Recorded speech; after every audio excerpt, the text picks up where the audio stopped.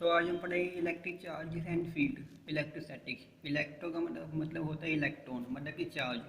और स्टैटिक का मतलब होता है एट रेस्ट, मतलब कि इलेक्ट्रोस्टैटिक का मतलब ये हुआ जब कोई चार्ज रेस्ट पे हो तब हम उसको बोलेंगे इलेक्ट्रोस्टैटिक। अब हम पढ़ेंगे इलेक्ट्रिक चार्ज। इलेक्ट्रिक चार्ज क्या होता है? ये एक मैटर की ऐसी प्रॉपर्टी है जो इलेक्ट्रिकल एंड मैग्नेटिक इफेक्ट को क्रिएट करे, मतलब कि जो बनाए। जैसे कि सब्सटेंस मॉलिक्यूल से बनता है, मॉलिक्यूल एटम से, एटम इलेक्ट्रॉन, इलेक्ट्रॉन जो है वो चार्ज है। और न्यूक्लियस, न्यूक्लियस में होता है प्रोटॉन और न्यूट्रॉन, जबकि प्रोटॉन एक पॉजिटिव चार्ज है और इलेक्ट्रॉन एक नेगेटिव चार्ज। वैसे दो टाइप के चार्जेस होते हैं, एक होता है पॉजिटिव, एक होता है नेगेटिव। पॉजिटिव में होता है प्रोटॉन, जबकि नेगेटिव में होता है इलेक्ट्रॉन। प्रोटॉन पे चार्ज होता है 1.6 इंटू 10⁻90 कूलम, जबकि इलेक्ट्रॉन पर चार्ज होता है -1.6 इंटू 10⁻90 कूलम।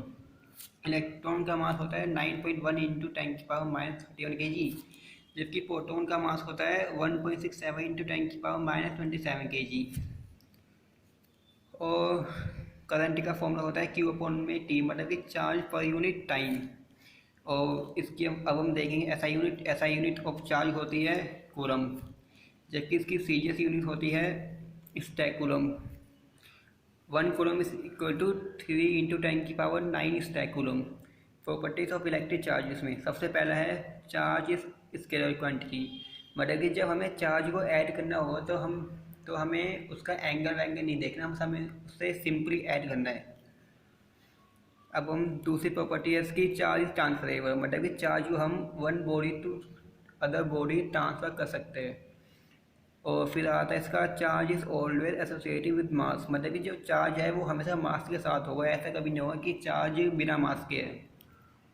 आपने यहाँ पे भी देखा होगा कि जो पॉजिटिव चार्ज है उसका मास है 1.67 × 10⁻27 kg, मतलब कि पॉजिटिव चार्ज पे भी मास है, वो यहाँ पे लिखा हुआ है charge is always associated with mass.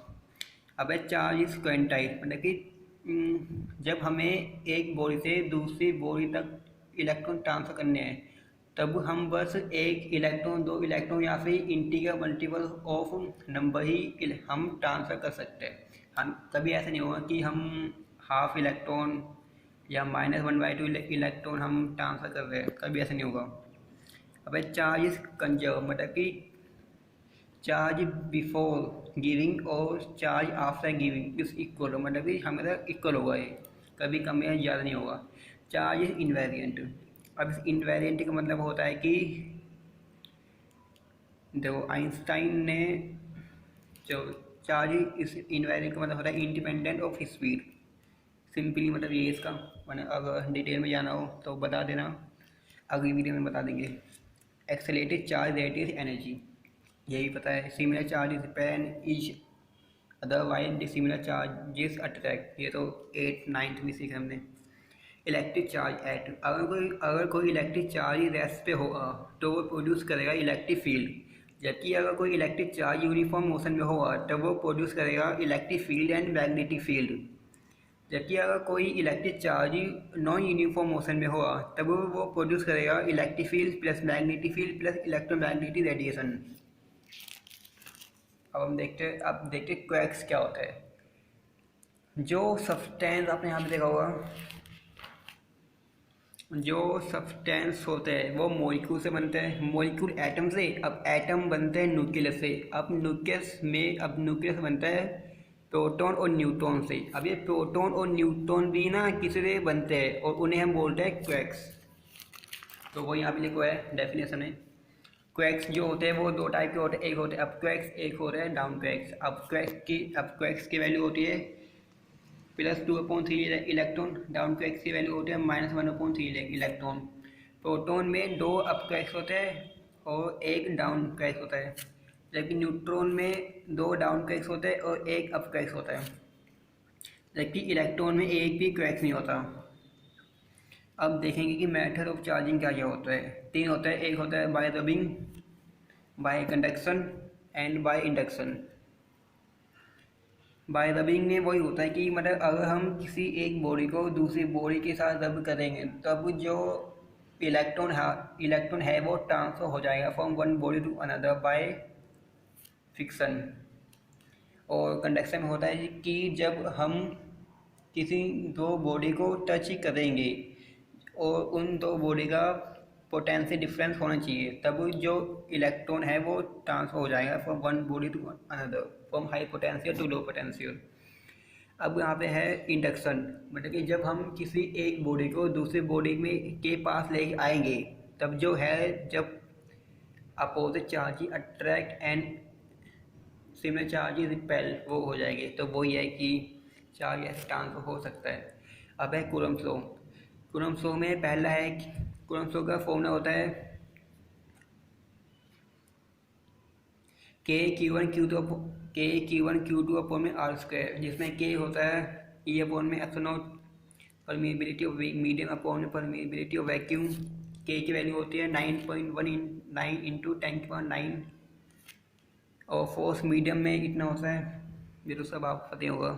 K की वैल्यू A के लिए इतनी होती है, वाटर के लिए इतनी होती है। लिमिटेशन ऑफ कूलम्ब लॉ क्या होता है? Charges must be at rest, मतलब जो चार्ज है वो हमेशा रेस्ट पे होना चाहिए, इसे मोशन के लिए डिफाइन नहीं है coulomb law. Charges must be at point charge, जो चार्ज है वो पॉइंट साइज होना चाहिए, ना कि ज़्यादा बड़ा होना चाहिए। Separation between the charge must be greater than the nuclear size by 10⁻⁻15 metre, ये तो पता ही होगा आपको। सुपरपोजिशन प्रिंसिपल क्या होता है? सुपरपोजिशन प्रिंसिपल ये होता है कि मतलब कि मान लो कि यहाँ पे दो बॉडी है, यहाँ पे एक बॉडी है, उसके ऊपर तीन फोर्सेस लग रहे हैं, तो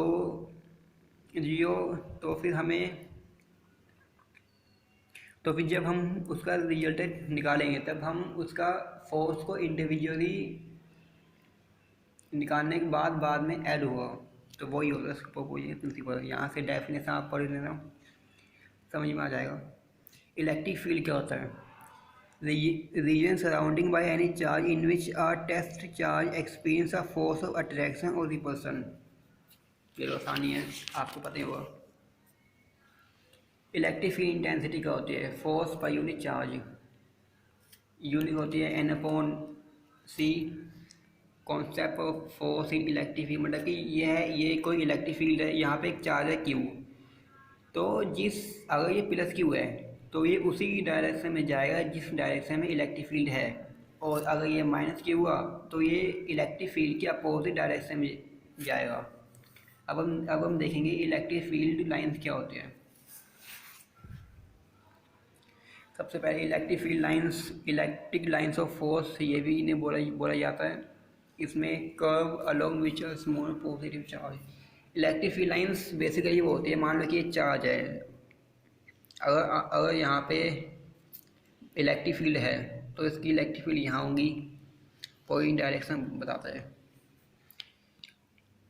अब properties of electric field lines, these are continuous smooth curve without any break, ये तो पता ही होगा। जो इलेक्ट्रिक फील्ड है वो पॉजिटिव चार्ज से निकलती है और नेगेटिव चार्ज में ख़त्म होती है, ये कुछ नई बात है जो बताने के लायक है। Can not form close loop, और जो इलेक्ट्रिक फील्ड लाइंस होती है वो कभी भी क्लोज लूप नहीं बनाती।